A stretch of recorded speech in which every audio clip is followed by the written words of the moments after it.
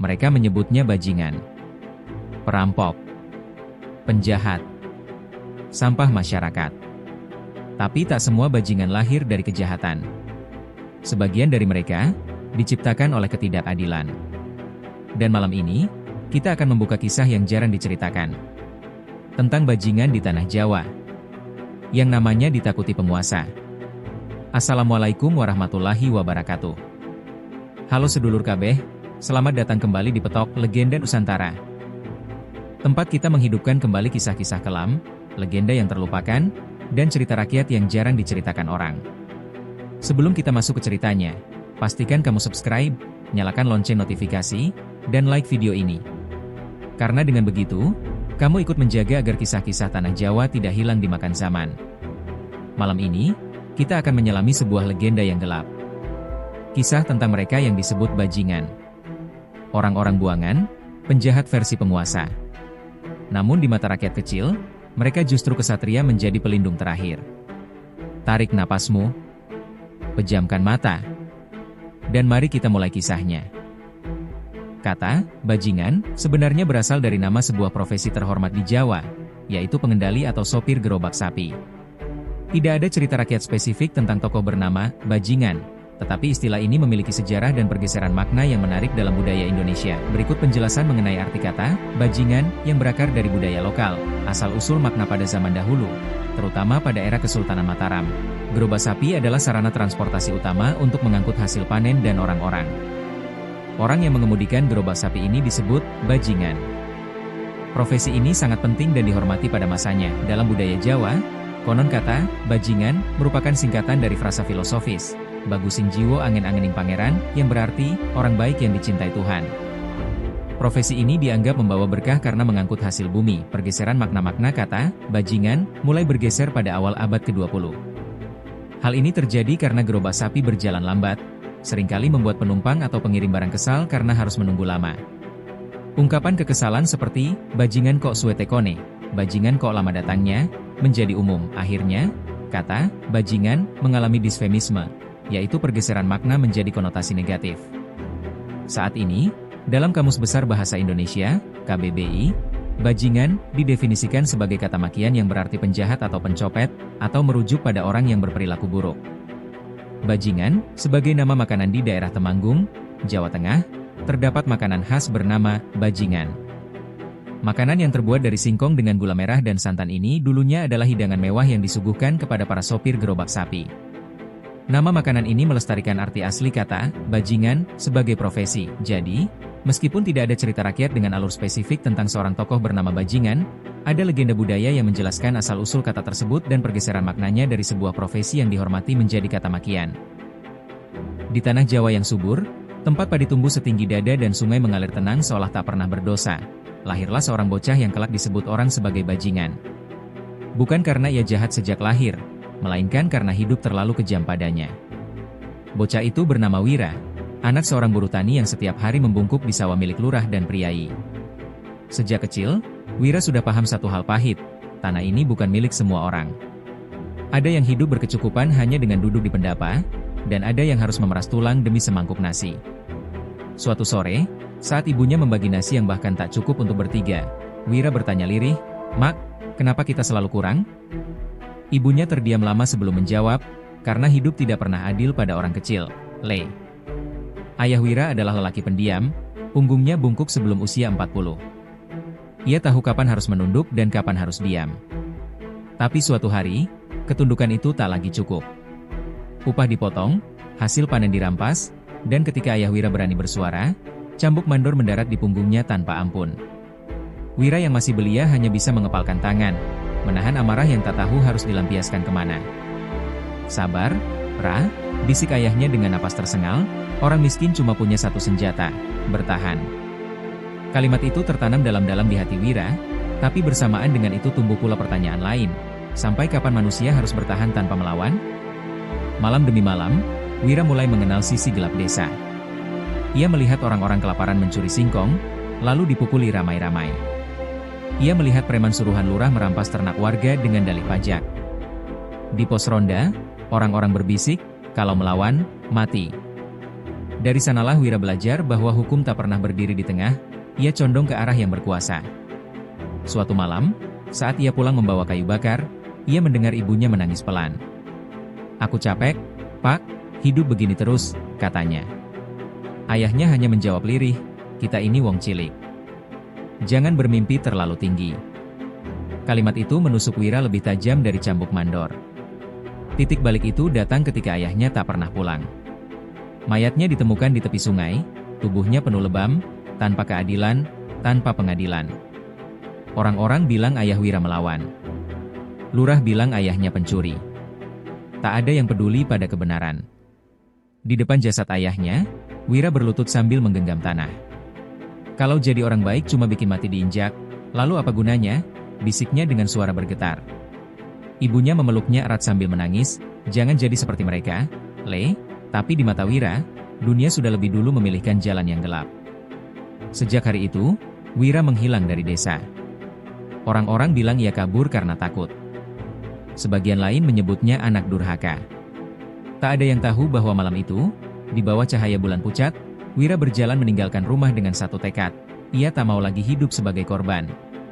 "Kalau dunia memanggilku bajingan," gumamnya pelan sambil menatap hutan, "maka aku akan jadi bajingan yang ditakuti." Dari langkah pertamanya meninggalkan desa, legenda itu mulai bernafas. Belum ada darah tertumpah, belum ada nama yang menggema. Namun di sanalah bajingan tanah Jawa itu lahir, bukan dari kejahatan, melainkan dari luka yang terlalu lama dibiarkan membusuk. Hutan menjadi rumah baru bagi Wira. Bukan hutan yang ramah seperti dongeng pengantar tidur, melainkan rimba yang dingin, basah, dan penuh suara asing di malam hari. Di sanalah ia belajar bahwa alam tak peduli siapa kau, lemah atau kuat, semua diuji dengan cara yang sama. Perutnya sering kosong, tubuhnya menggigil, tapi hatinya justru mengeras. Setiap malam ia teringat wajah ayahnya yang lebam, dan suara ibunya yang menangis tertahan. "Aku tidak boleh mati sia-sia seperti bapak," bisiknya sambil menggenggam pisau kecil pemberian ayahnya dulu. Pisau itu tumpul, karatan, tapi menjadi satu-satunya teman setia di tengah gelap. Tak lama kemudian, Wira bertemu dengan orang-orang yang juga dibuang oleh dunia. Mereka para pelarian, buronan, bekas centeng yang dikhianati tuannya, dan pencuri kecil yang tak punya tempat pulang. Salah satunya lelaki tua bermata tajam bernama Ki Gatra, bekas jawara desa yang kalah oleh intrik penguasa. "Kau masih bau tanah sawah," kata Ki Gatra sambil menatap Wira dari ujung mata. Wira tak menjawab, hanya menunduk. Ki Gatra terkekeh pelan. "Kalau bertahan hidup di hutan saja tak sanggup, pulanglah.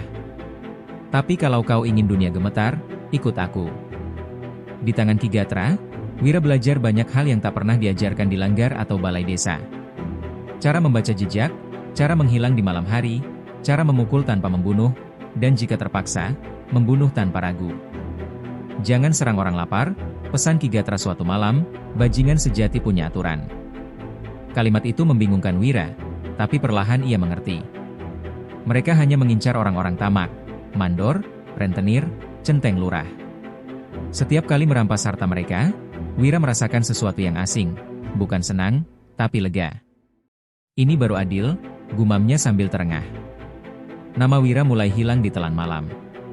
Orang-orang desa hanya mendengar bisik-bisik tentang sekelompok bayangan yang muncul saat bulan mati, tentang lumbung mandor yang kosong tanpa jejak, tentang uang pajak yang kembali ke tangan rakyat kecil.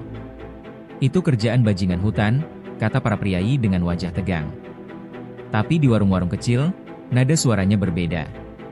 "Kalau bukan mereka, anakku mati kelaparan," ujar seorang ibu lirih. Tanpa sadar, Wira sedang membangun dua wajah, monster bagi penguasa, harapan bagi wong cilik.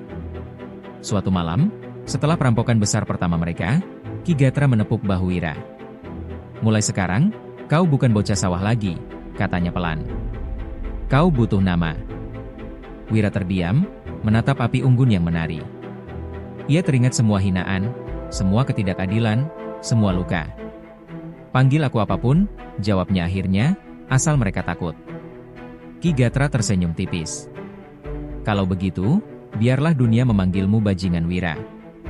Api unggun berkeretak, angin malam berdesir, dan sejak saat itu, nama itu mulai menyebar, dari hutan ke desa, dari bisikan ke ketakutan. Nama bajingan Wira akhirnya sampai ke telinga lurah dan para priai.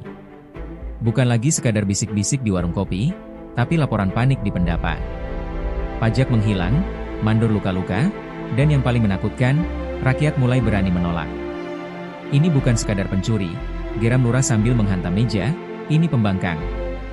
Maka dikirimlah centeng-centeng terbaik, lengkap dengan senjata dan izin membunuh. Malam itu, Wira berdiri di tepi hutan sambil menatap desa dari kejauhan. Api obor tampak bergerak seperti ular menyala. Mereka mencarimu, bisik salah satu kawannya. Wira mengangguk pelan. Aku tahu. Dan kali ini, aku tidak akan lari. Bentrok pertama pecah di tengah hujan. Tanah becek, darah bercampur lumpur. Wira bergerak cepat, seperti bayangan yang tak bisa digenggam. Ia melumpuhkan 1, 2, 3 orang, tapi jumlah mereka terlalu banyak. Teriakan, umpatan, dan denting senjata memecah malam. Menyerah, Wira, teriak seorang centeng yang mengenalnya sejak kecil. Nama itu membuat Wira tersentak sesaat. Dalam jeda singkat itulah, sebuah tombak hampir menembus dadanya. Ki Gatra mendorongnya ke samping.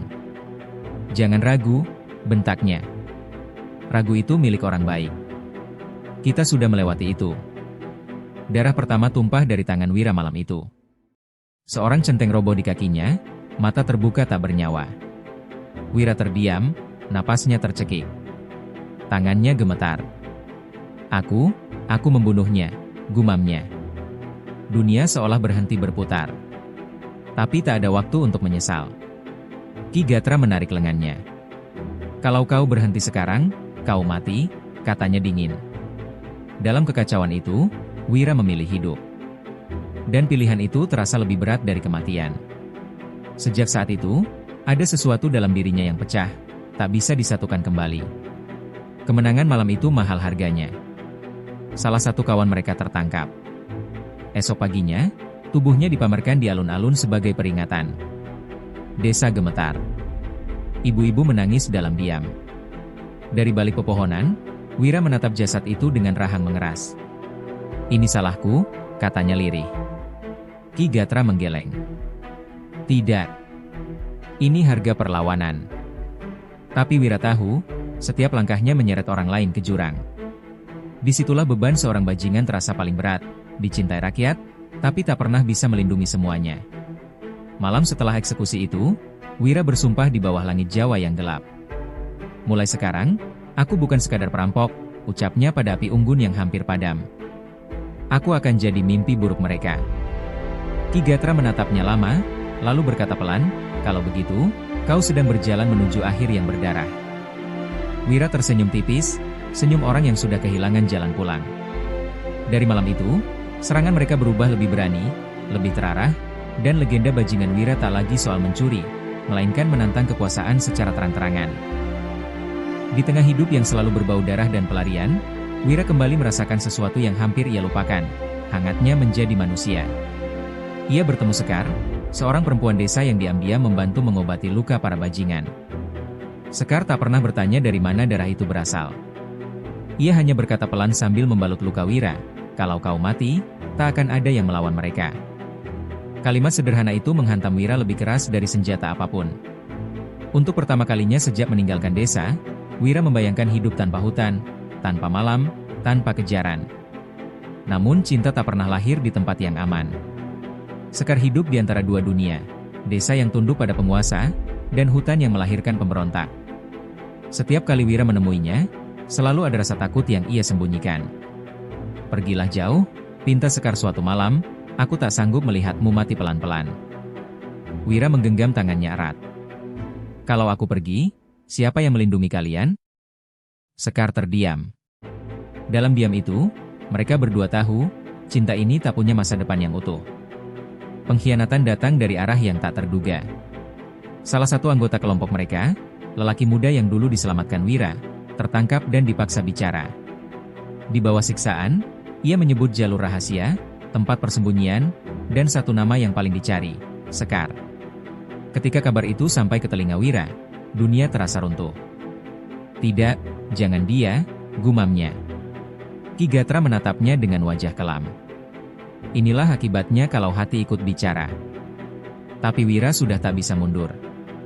Hatinya terikat lebih kuat dari sumpah apapun. Penyerbuan itu cepat dan kejam. Rumah Sekar dibakar, jeritannya menembus malam. Wira datang terlambat, selalu terlambat. Ia hanya menemukan abu, dan jejak kaki menuju pendapa.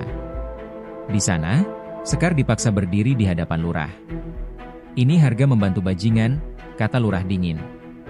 Dari balik kerumunan, Wira menggenggam senjatanya, tapi Ki Gatra menahan. Sekarang bukan waktunya. Air mata mengalir di pipi Wira. Untuk pertama kalinya, ia ingin berteriak bukan sebagai bajingan, tapi sebagai lelaki yang kehilangan segalanya.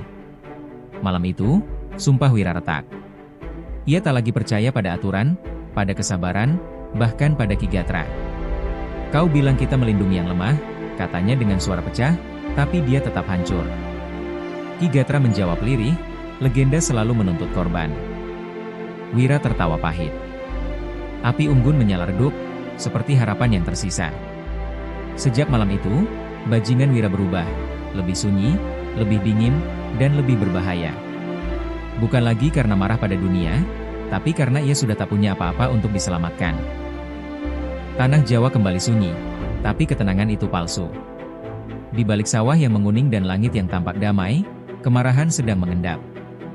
Bajingan Wira tak lagi memimpin dari bayangan, ia memilih muncul terang-terangan. Serangan terakhirnya bukan untuk merampas harta, melainkan menghancurkan simbol ketakutan, pendapa lurah. "Malam ini selesai," katanya pada Ki Gatra. Lelaki tua itu menatapnya lama, seolah membaca takdir di wajah Wira. "Tak semua orang kembali dari jalan ini," ucapnya pelan. Wira tersenyum tipis. "Aku sudah lama tak berharap pulang." Malam penyerbuan itu seperti kiamat kecil. Api membakar pendapa, teriakan bercampur suara besi. Rakyat kecil bersembunyi, menutup telinga, tapi sebagian menatap dari balik pintu, untuk pertama kalinya melihat penguasa gemetar. Wira berdiri di tengah kobaran api, tubuhnya penuh luka, namun langkahnya mantap. "Ini untuk semua yang kau injak," teriaknya pada lurah yang ketakutan. Pedangnya terangkat, tapi sebelum keadilan versi Wira terwujud, suara letusan memecah malam. Peluru menembus dadanya. Tubuhnya terhuyung, darah mengalir membasahi tanah yang dulu ia genggam sebagai bocah. Wira jatuh berlutut. Dunia terasa lambat, sunyi. Dalam kabur pandangannya, ia melihat wajah ayahnya, ibunya, dan Sekar, tersenyum tanpa luka. "Apa aku salah?" bisiknya pada tanah Jawa yang dingin. Tak ada jawaban, hanya angin malam yang berdesir. Ki Gatra mencoba mendekat, tapi Wira mengangkat tangan, menghentikannya. "Cukup sampai di sini," katanya lirih. Legenda tak perlu hidup lama. Nafasnya tersengal, lalu terhenti. Bajingan itu mati, tapi kisahnya baru saja lahir. Esok paginya, penguasa mengumumkan kemenangan. Mereka menyebut Wira penjahat, pemberontak, bajingan yang pantas mati. Tapi cerita rakyat bergerak lebih cepat dari pengumuman. Di warung, di sawah, di sudut desa, orang-orang berbisik dengan nada berbeda. "Dia mati buat kita," kata seorang petani. "Tanpa dia, kita tak berani menatap lurah," sahut yang lain. Nama bajingan Wira tak lagi sekadar ketakutan, ia menjadi simbol. Simbol bahwa orang kecil pun bisa melawan, meski harus membayar dengan nyawa. Tahun-tahun berlalu. Pendapa dibangun kembali, penguasa berganti, tapi legenda tetap hidup. Setiap kali ketidakadilan datang, orang-orang mengingat kisah seorang bocah sawah yang menolak diinjak. "Bajingan bukan selalu penjahat," kata para sesepuh. "Kadang, mereka adalah jeritan terakhir rakyat." Dan di tanah Jawa, saat malam sunyi dan angin berdesir di antara padi, konon nama Wira masih bergaung, bukan sebagai perampok, melainkan sebagai peringatan bahwa kezaliman tak pernah benar-benar menang.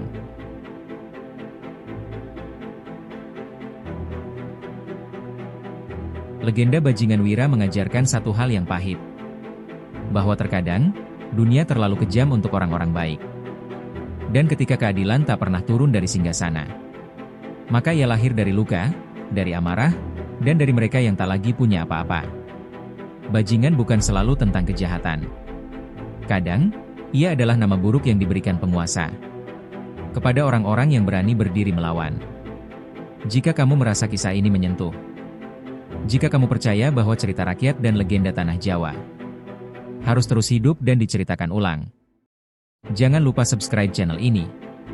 Nyalakan lonceng notifikasi. Dan bagikan video ini agar kisahnya sampai ke lebih banyak orang. Karena selama ketidakadilan masih ada, legenda seperti Bajingan Wira tak akan pernah benar-benar mati. Terima kasih sudah menyimak. Saya pamit, dan sampai jumpa di kisah kelam berikutnya.